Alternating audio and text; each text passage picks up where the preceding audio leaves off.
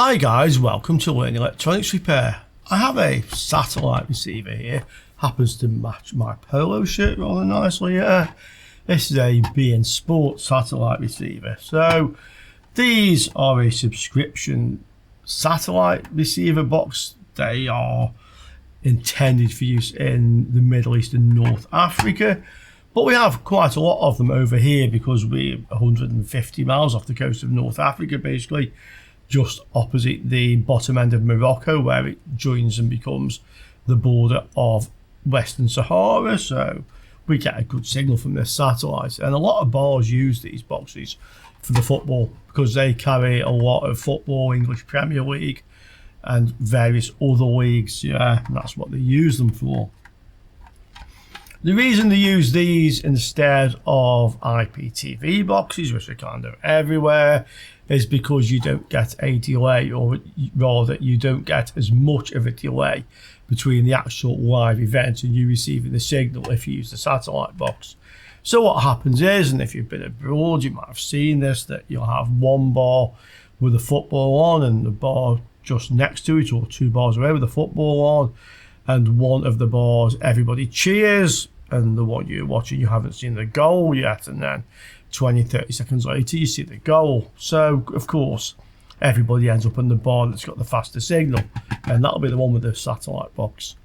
But you don't see that so often, because what happens is that as soon as that's happening, the other bar then gets onto a supplier and says, I want one of these boxes. They have to have it, yeah. So that's what these are. Now the problem with these is that if the box fails, or more often the subscription gets blocked on it, it's basically scrap. You can't transfer the subscription to another box. So if your box gets blocked, it's blocked and you can no longer put a subscription on it, and that happens fairly often for various reasons. The other thing is that if your box fails and you have 11 months subscription left on your 12-month subscription card, you'll lose the subscription. That might not be the case in the region these come from, but you have to bear in mind that these things officially are not here. Yeah, that isn't there. So there's a fair call for repairing these boxes. You'll typically find that to get one of these boxes over here is probably going to cost you €300-400, because basically the only way to get the box here is for somebody to take a subscription in somewhere in the Middle East or North Africa, and then send the box to you, and they have to pay the subscription, and you pay up front generally for a year, and there are agents who will facilitate this for you. But if the box packs in, it's hard luck, yeah. So you can imagine, I do get these things for repair. Now this one has about 2 months of subscription left on it. The guy would like to renew it, and the problem with this box is there's no signal. In as much as there's no signal received from the satellite dish, although the satellite dish is okay. I can put my signal meter on, the signal is perfect. In fact, the same guy has got another box which receives a perfect signal, but that one is not reading the smart card, so that's probably the next one I need to look at. But first of all, let's see if we can fix this. So before we can even attempt to fix this, we need to understand, at least at a basic level, how the satellite receiver works in respect to receiving a signal from the dish. So we need a piece of paper. Okay, satellite receivers 101 for beginners. How they receive a signal. Well, we have a satellite. Okay, up in the sky we have a satellite with its solar panels on. Hope you like my picture of a satellite there, and it has lots of antennas on, not just one, and that is beaming a signal down to the earth. And this thing is, I don't know in kilometers, you can go and look it up, but it's 22,000 miles above the earth surface, and it's in geostationary orbit, so effectively from your point of view it stays in the same place. So you have your satellite dish pointing up at the satellite. The satellite dish itself is just a reflector. It's like a reflecting telescope. It's the same sort of thing, but for microwave frequencies, which is what the satellite uses. And on the front of the dish there's a thing called an LNB. And this stands for low noise block down converter. And what it does is it takes the signal coming from the satellite, which is between 10.7 and 12.75 gigahertz. It's in that region, okay, gigahertz. And when the LNB receives a signal, it converts it to a lower frequency to come down the coaxial cable into your receiver. Set top box. Okay, I'll just show you an LNB and you can see what settings it has basically. So this is actually a box. This is not the one that came out of it. That is the LNB. This is actually a Sky LNB. It's no particular use for these boxes for reasons I won't go into, but it's because the shape of the throat is the wrong shape for a normal dish. It's designed for a Sky dish. So although it works for the normal dish, you don't get a good signal. I said I wasn't going to tell you. Okay, so you can see here, universal twin LNB. That means it has two outputs. It can connect to two receivers and they're independent of each other, so they can watch different channels independently to each other. And you'll see LO, local oscillator, 9.75 to 10.6 gigahertz. So inside the LNB, you have two antennas. One is vertical and one is horizontal, okay? And these connect into the circuitry. Probably not quite like that. And inside here you have an oscillator, the two of them, as it said on there. You have local oscillator 9.75 and local oscillator 10.6 gigahertz. Okay. The reason we have two local oscillators is because this frequency band is split into two halves. We have low band, okay, low, which is from 10.7 to 11.75, I think it actually is. It's very close to that if it isn't exactly that. And that is low band, okay? So when we use the local oscillator, what actually happens is the local oscillator will give you an output frequency called the IF intermediate frequency, which is the difference between the two. So the difference between 9.75 and 10.7 is actually just short of 1 gigahertz. Yeah, if that was 11.75, it'd be 1 gigahertz. So your IF is between about 1 gigahertz, just under 950 megahertz, and it's up to 11.75 minus the 10.75, about 2. So roughly speaking, it's between about 1 gigahertz and 2 gigahertz coming out of your LNB to your receiver, and this is the intermediate frequency. When we get to 11.75, we switch to the other local oscillator 10.6, and we go again. So the next band is 11.75 to 12.7 or 12.75 gigahertz, okay? And again, if you take the 11.75 and you minus 10.6, because you're using this one now, it's just over 1 gigahertz, and it goes up to just over 2. Okay, so again, your IF is roughly in the range of 1 gigahertz to 2 gigahertz. That stays the same. So all your signals coming to your set-top box are somewhere in that range. But depending on which local oscillator you use, you're either viewing channels on the low band or the high band. Okay, hope that was clearer than mud. So that's how the satellite receiver selects channels between high band and low band. Low. Okay. Now, I said inside the LNB with two antennas, one horizontal and one vertical. That's because channels on the satellite can either be vertically polarized microwaves or horizontally polarized. And generally the way it works is they're alternated. So the first frequency they use on the satellite may be vertical, the next one will be horizontal, the one after that will be vertical, the one after that will be horizontal, and that's to give you less crosstalk between channels on adjacent frequencies. Okay, so to receive the low band and high band, we switch the local oscillator. To receive the horizontal and vertical, we switch between the two antennas in the LNB. Okay, so what we actually have, in fact, is 4 bands. We have low vertical, low horizontal, high vertical, high horizontal. And there are 4 bands which the receiver can receive.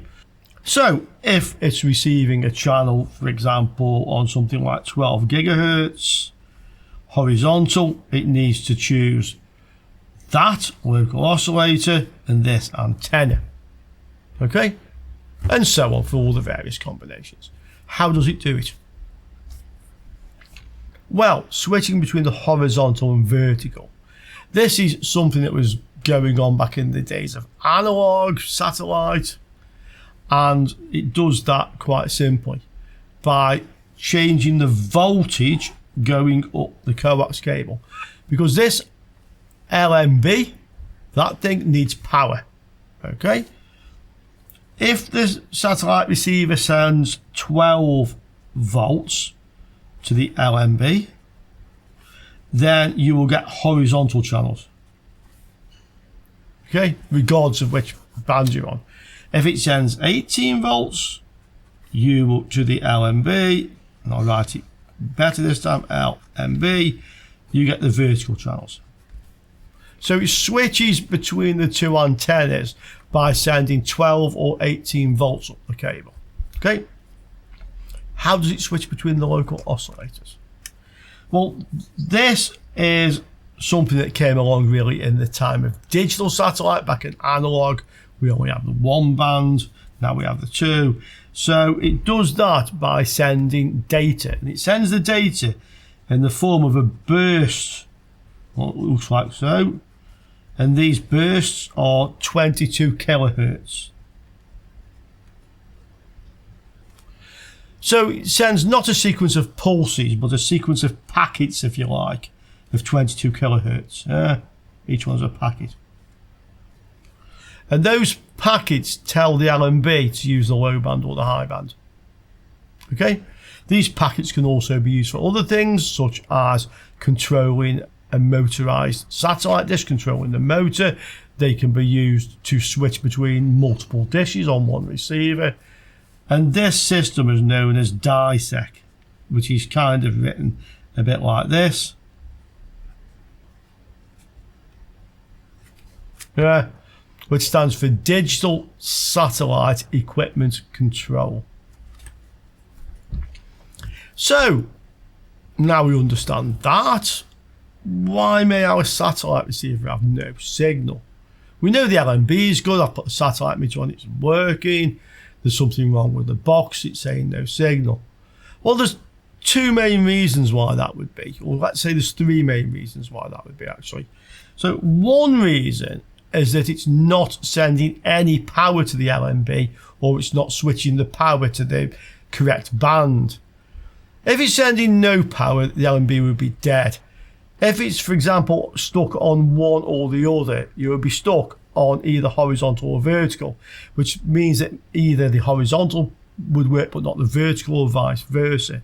Okay, so a problem with the voltage going to the dish can cause no signal, or no signal on half of the channels. The other way is if there's a problem with this, so it's not sending the commands to the LNB. Yeah, you may find that you've got high band but not low band, or vice versa, or just none of them are working. So there is that problem. So there's those 2 things. The third reason it could not be working is that the satellite receiver is sending the correct voltage, it's sending the DiSEqC commands, but it's not receiving the signal coming back down in the 1 to 2 gigahertz range. So it's kind of controlling the LNB but not listening. So that is the 3 real reasons why you would get no signal on the satellite receiver that otherwise appears to be working. Of course, there is also the possibility where, for example, you're just tuning to the wrong frequency. There's no channels there, but in this case, we're receiving no signal from the dish on any channel, so I'm happy to say there is a problem with the box. Now, it just so happens that my satellite dish at the office isn't working, which is a pain in the backside because the guy really wants his satellite receiver back. And this isn't it, by the way. This is a scrap one. So he really wants it back. So I'm going to see if I can fix this without my dish working. It's up on the roof of the shopping centre. I don't have access to the roof, otherwise I can fix it myself.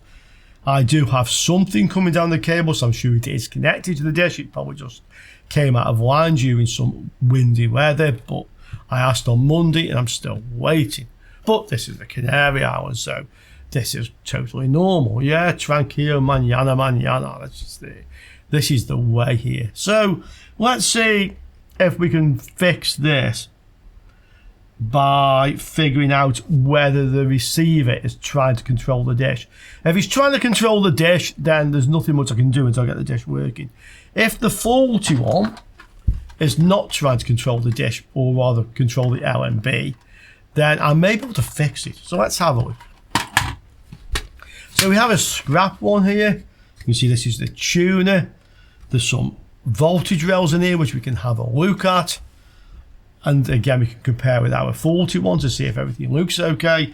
And we can also look to see what's happening coming out of here. So first of all, let's just power this up and have a look to see what we have. I won't connect it to the TV or anything. I'll literally just power it up. Let's get the voltmeter. So you can see we have 1, 2, 3, 4, 5 buck converters on here. So we have 5 voltage rails. Incoming is 12 volts, by the way. Let's have a look at what we've got. So I'll just connect to ground and we have some voltage supplies. Well, that's 5 volt. That's 1.5. We can confidently enough say that is RAM. That is 1.03. That'll be the CPU. I bet she's 3.3. Yeah, 3.3. What else you would expect? And then there's another one over here, a big one. And that's reading 12. This one may switch between 12 and 18. We can find out. So we know what voltages we have. The other one does power up, so I'm pretty sure all these must be okay. Otherwise it wouldn't come on. Maybe a problem with that one, we'll see. Let's have a look to see what this receiver is actually doing. So there's no cable attached to it. Well, we can see on the screen there, our receiver says searching for a signal, which makes sense because there is no dish attached. Let's see what voltage is coming out of the connector to the dish. Okay, what do we have? We have 13.5. That's close enough to 12. I'm happy with that.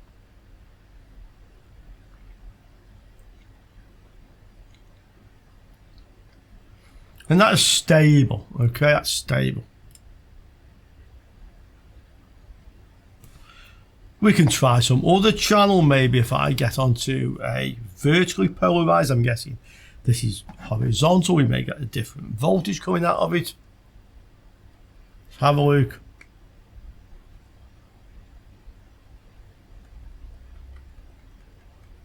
I think BEIN Sports News or something.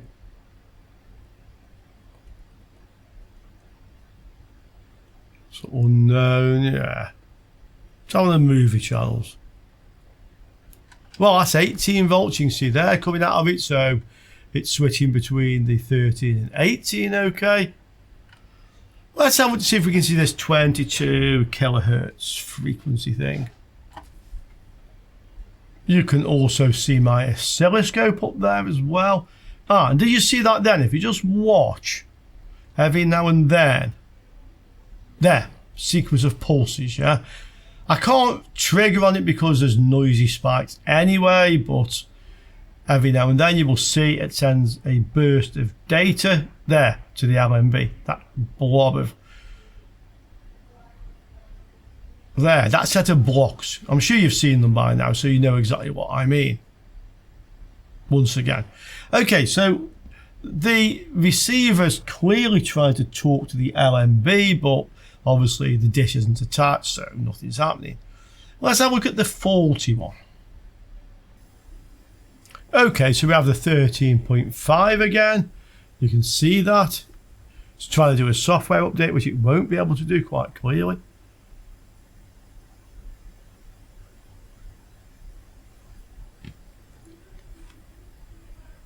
I may have to try another channel to test the 18. We managed that before, I'm sure I can do. I don't see any of those burst patterns on the oscilloscope, the 22 kilohertz. Okay.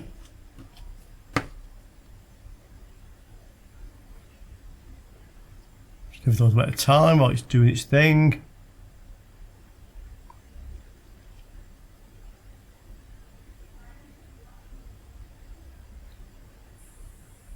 Okay, yeah, it switched to 18 by itself. Switch back to 13 by itself. So this one's doing something a little bit different. This is switching between 13 and 18. Looking for a signal. But what I have not seen is any burst of the 22 kilohertz. Behaving differently, that is for sure. Let me try a different channel. Well, I should be on the same one, really.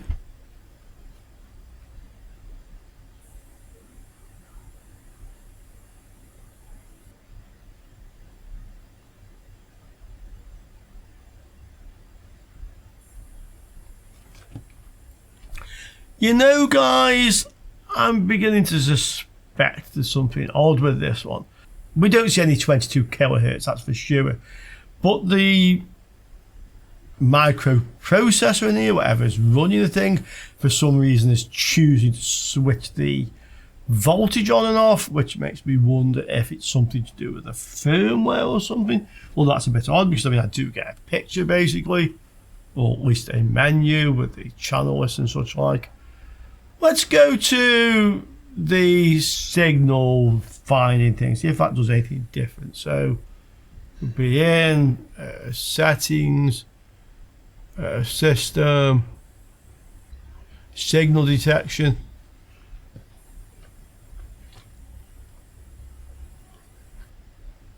It's still doing the same thing, guys, you can see it, and it's doing something different to the other one.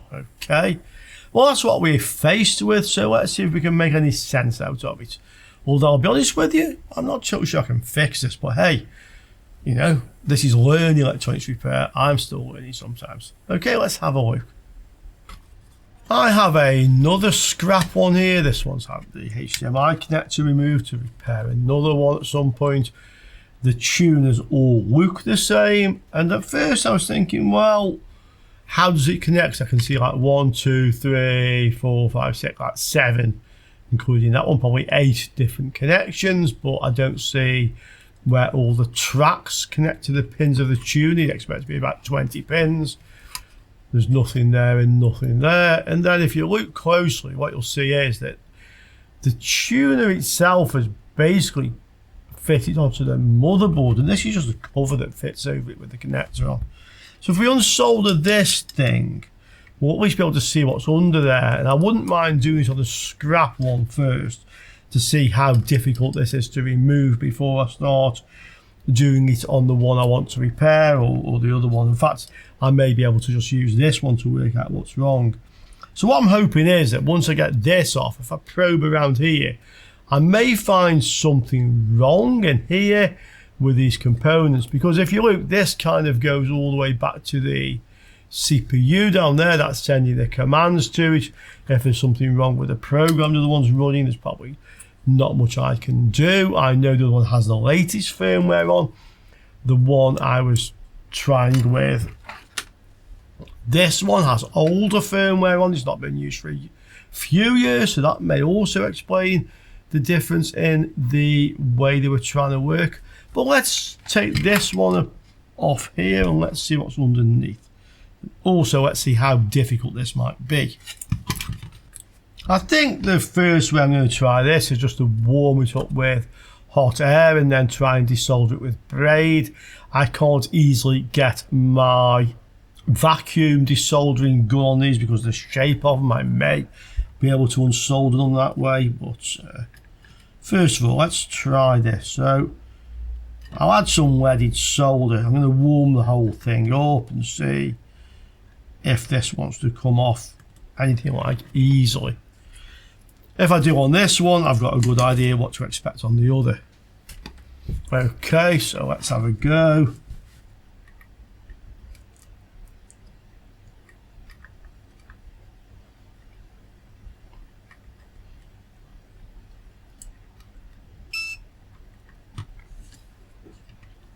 It's not that easy to get the solder to melt in. I think I'm just going to warm the whole area up a bit.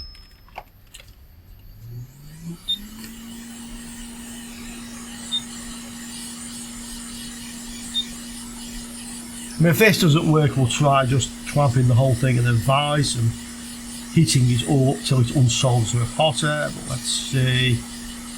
Let's get some warmth into it. Same on the other side, just warm the metalwork up a bit. Okay. Right, let's see what we can do with that.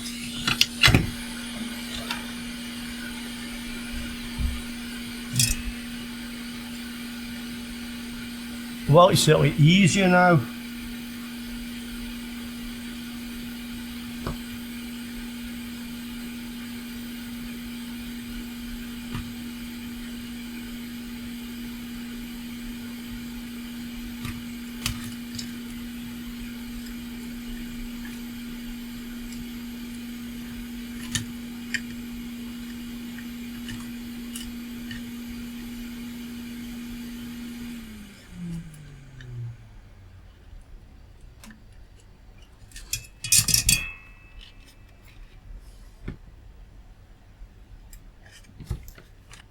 May add some flux to the braid as well. Actually, I need some flux. I've got plenty more of it.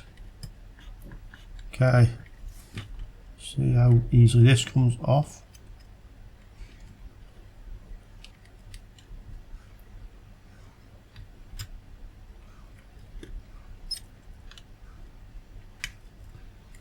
Not so easily.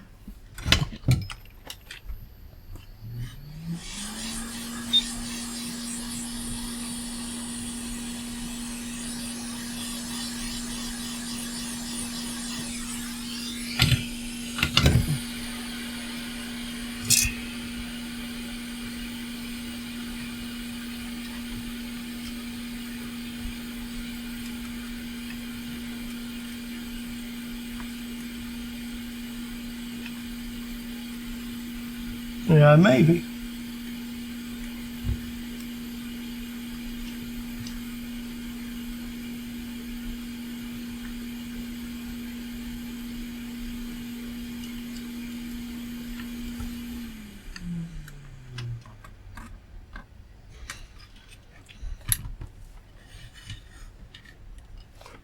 That's too hot to touch actually, guys. This really is quite warm.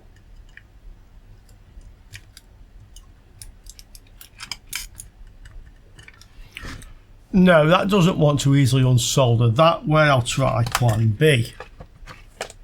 So this method basically means just clamp this into a small vise and heat the thing up until it comes off basically.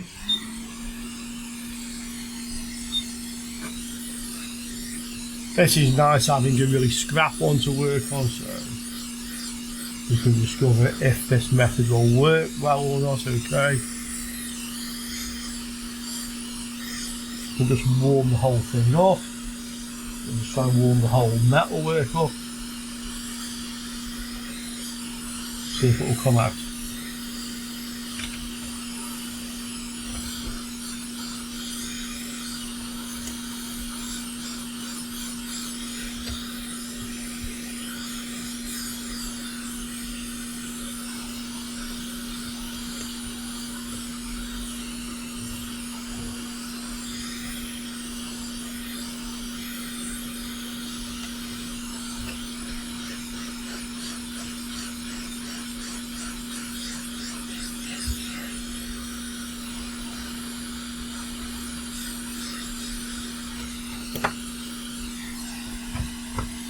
I'm going to rotate this round so I can actually hit the metal with it more.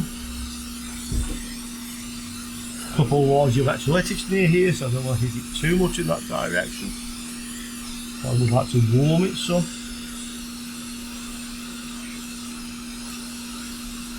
Still nothing.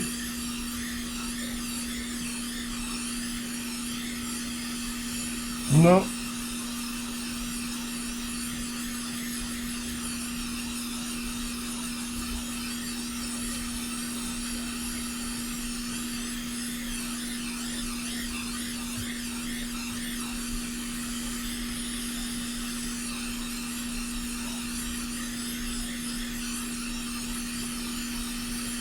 I think it's coming. Yeah. Okay. Well, that came off in one piece at least. Yeah. Let it cool down and see what we've got. Okay, so this is what we have. We have some data tracks coming directly out of this processor along here. Two of them basically there and there. You can see them. These are actually pairs of tracks with like a wider shielded track around them. So these two are clearly not used on this model. Only this one. Maybe this is for a dual tuner type thing. I'm not sure, but that isn't fitted. Okay. Yeah, so you can clearly see that these two tracks go to here and here. I'll bet this is like a little, I'm not sure what it is actually. Is it just an inductor? Oh, it's just an inductor. Okay. So we have an inductor there on the end of these tracks. I thought this might be like a LVDS, but no, I'm not sure it is. We have an inductor here. And then there's like capacitors or resistors in series here to this thing. Okay, and then this goes through here. More of these things in series. These look like, well, I'm sure they are inductors, never mind look like. Yeah. And that goes straight to the antenna. So it appears that all what you would call the receiver is in the antenna. This thing, I'm not sure what that is actually. Okay. But what I can try, and this is the good one, that's just something on there, is I'll measure these things. Are the capacitors? I bet they are capacitors. Well, they're not resistors, they read open. I'm sure these will be capacitors. That thing will be an inductor. Yeah, it must be an inductor. There's another capacitor here.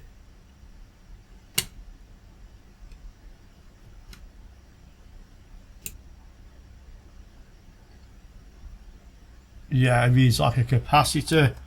So I'll just get a capacitance meter. I'll go down to a low range. I think just touching the probes might affect that actually. Let's have a look, see what these things read like.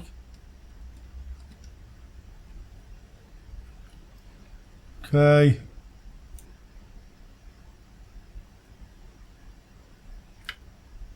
Well, they sort of, I'm sure they have some capacitance.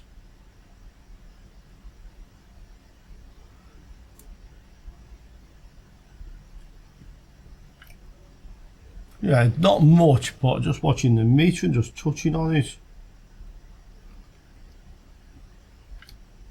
I'm sure it has some capacitance. This is probably a good tuner board, by the way. Yeah, that one has a bit more. This one.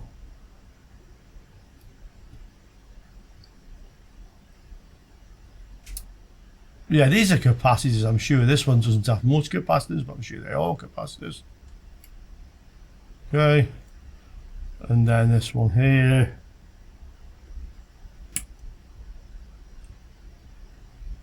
Yeah, that's some capacitance. Okay, so they seem to be capacitors. They come to this thing. I really don't know what that is. Okay. But what I can do is take the cover off the other one, the faulty one, measure around all these capacitors and sort of like see if I can see any difference between the two. And if I can't, I'll change that. This thing I'm pretty sure is just an inductor. Let's have a quick look. Or a double inductor. So from here to here on the multimeter. Let's see. I mean, it looked like an inductor. Yeah.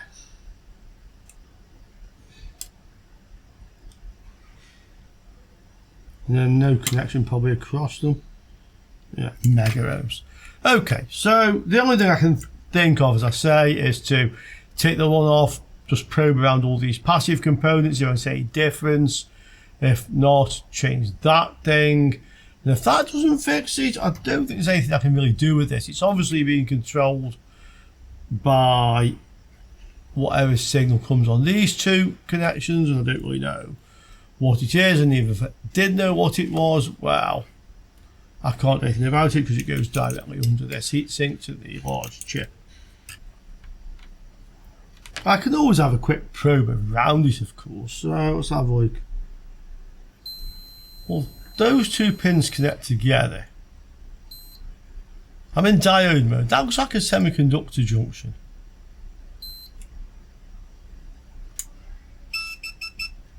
They're nothing. They're nothing. Bit awkward to get at while I'm looking at the screen. So, oh, that reads like 0.72.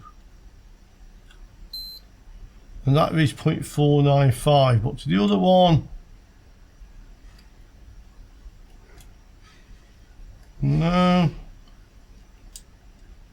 Well, it doesn't. Oh, 0.81 that way.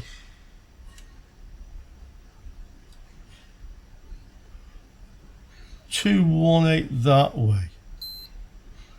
Well, whatever it is, guys, it's not, or it doesn't read like a MOSFET or a transistor. And two pins are connected together, so I suspect it's a 3-pin device. I will check on the other one in case this is shorted. I mean, this is a faulty box, but I don't think so. Is that ground? Yeah, that's ground. So two pins connect to ground. So what can we do with this? Well, the first thing you should realise, and I realise, is that these capacitors are feeding into this thing and out from this thing through the coil. So this is the RF signal path, but this can't be the DC signal path because these are capacitors. So the 12 volts gets on here somehow, and probably the 22 kilohertz signal as well. And we have another track coming around here. Yeah, I think these things effectively are inductors, these little ziggly-zagglies, and that comes down to here. So we can check all the capacitors on the other one. I'll take the cover off on the other one. I'll probe around here. I'll probe around this. We can swap that thing. I don't really understand what this is doing exactly, this chip.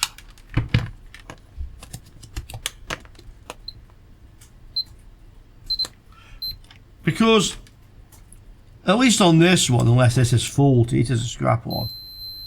You can hear that, yeah, continuous. So those two pins are actually connected together. So there's only 3 connections on here. You've got what looks like in from there and out from there, and then these two. Yeah. Do they go to ground? Yeah, they do go to ground. So, say unless there's some sort of short on this one, that thing's got no power. So that seems strange. You'd think 3 terminals, power ground, well 4 terminals, yeah, power ground in out. So that I don't know. The SMD code isn't really helping me any. I can have another look. But so far that didn't help me.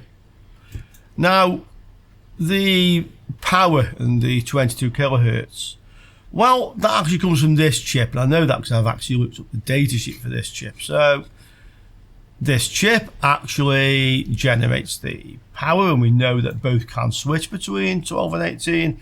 This also generates the 22 kilohertz, and we only see that on one of them. So let's have a look at this chip datasheet as well.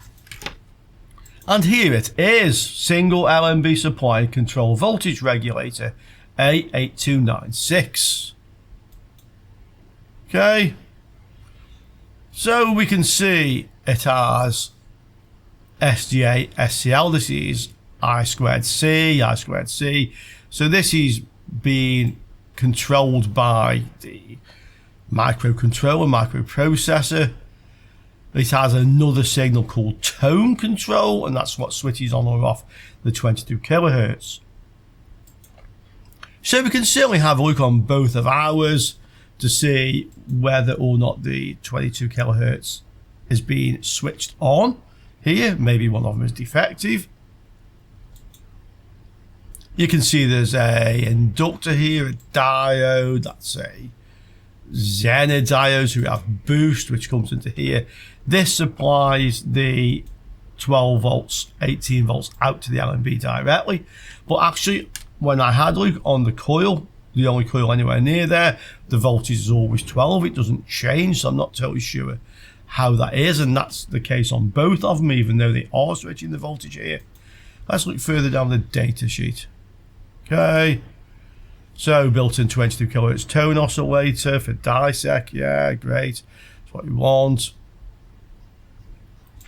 Here's the pin out.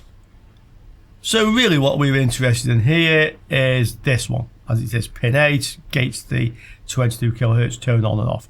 So we want to see if we have a signal on this pin, on both of them, the one that does generate the 22 kilohertz, the one that doesn't, and that might tell us that this is faulty if it's being told to switch it on but it doesn't switch on.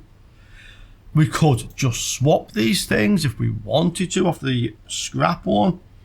And the other thing we could do is have a look at that funny little device in the tuner and maybe swap those. If I'm going to change this device, I need to take that capacitor off. I may have to take this off as well because there's going to be a lot of heat required to get that off the board. And I'm certainly going to have to take the metal cover off the other one anyway, the faulty one that we're trying to fix, because I need to look at this chip. So next thing I'll do is take the cover off the tuner on the one we're trying to repair. Okay, so this is the one I'm trying to repair. I've desoldered the top from the tuner again. Actually, in this case, I tried it with the board horizontally, upside down. It proved even more difficult than the method using the vise.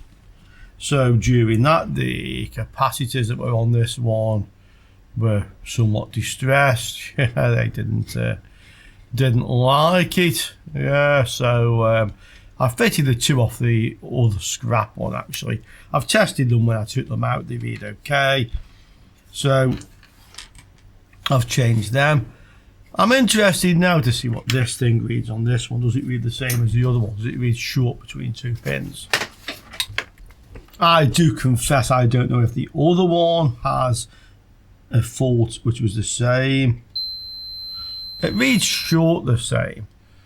Does that mean they're faulty, or does that just mean that that's how they should read? I have two reading the same. So it reads on ohms range. Yeah, it reads it's a short. So both of those read short between two pins, and I'm not totally sure what's what with that. I don't really know what that thing is. Let's have another look at the markings. Yeah, that thing, guys, looks like, well, 4-2 then. Something that could be like a rather weird letter R. L or 4S, you guys can see that. I'm kind of hoping some of you who know RF stuff much better than me might actually know what that is. I'll check the other readings and see if they both read the same across the other pins as well. Okay, so back on diode mode. I'm doing this sort of on the basis that it'd be unlikely for both of them to fail in the same way. Of course, that isn't always true, because it's also true that you get like common failure modes in components as well. But let's have a look. So we know these are connected together on both of them. This one, red to here, black to here, is 0.503. What's this one read? 496. It's very close. It reads very close. Okay. All the way around 720 on this one. 721. Extremely close. I'm not sure I had any reading between these two. Oh, 2.285. 2.289. You see, they're so close to each other. All the way around 0.811. 0.811. So from my experience, that's generally telling me that the fact they read the same, they're both okay. But I honestly don't understand what that thing's supposed to be doing, how it gets any power. Yeah, it doesn't make sense to me. Well, I'll just check all the other components around here as well on both. Now, if I find any difference, I'll let you know. I've had a quick look for that code, can't find anything. I looked for the whole thing with the 4.2 R4S, just R4S and so on, and not come up with anything. Maybe somebody else knows, as I say. But the fact everything reads the same, and I've now actually been all around this. I've measured across every single component and I've compared the two, and they all read the same. I'm not convinced there's actually a problem in there.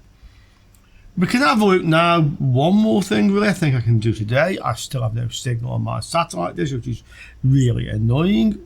I've put another note on the door to say please fix my dish. We will see.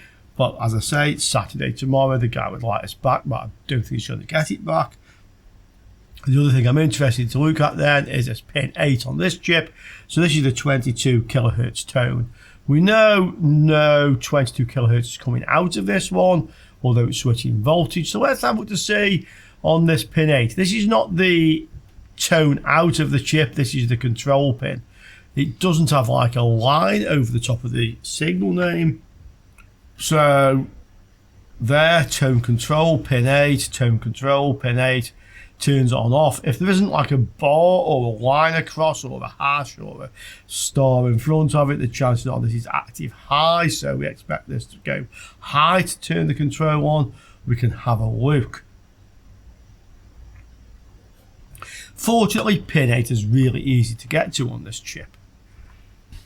Okay, so I've put my scope onto DC now. I'm on the yellow trace, so pin 8. What do we have? Do we have some sort of logic level on this? Well, no, this is just low. So this one, I would say, is not getting a signal to switch the 22 kilohertz on or off. Let's just wait a little moment, see if anything happens. The other one was kind of doing it on an on and off basis. I see nothing there. Let's compare that with the other one that was switching it.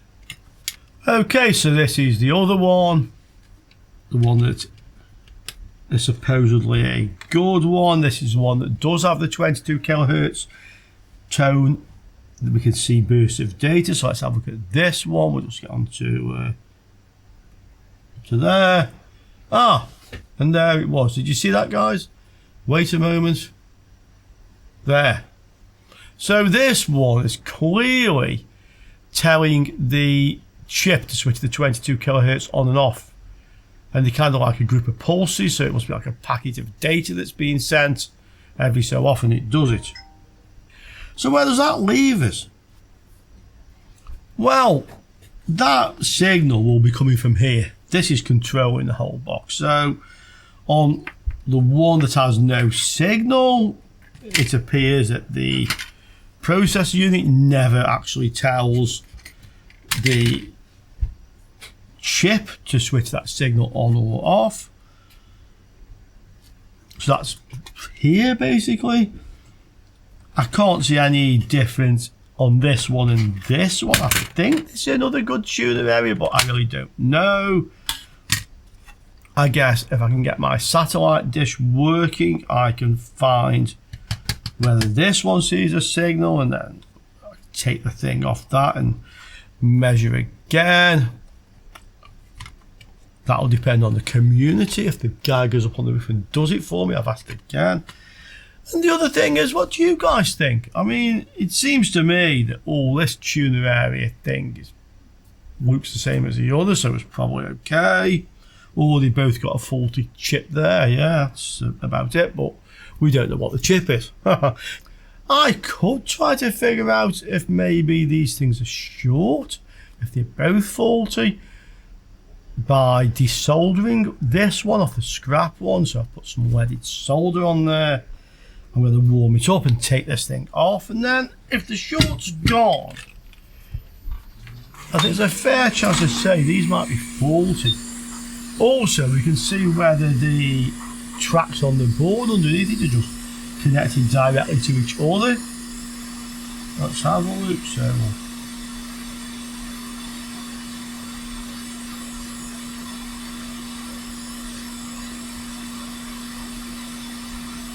okay, I'll just clean that up, and let's see if this tells us anything useful. Okay, so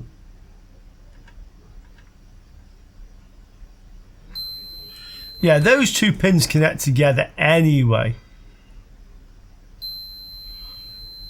So it's unlikely that this chip is faulty. I mean, there may be something else wrong that makes them read short, or maybe they just should, but as I say, unless one of you guys can figure out what that thing is, it doesn't make a lot of sense to me.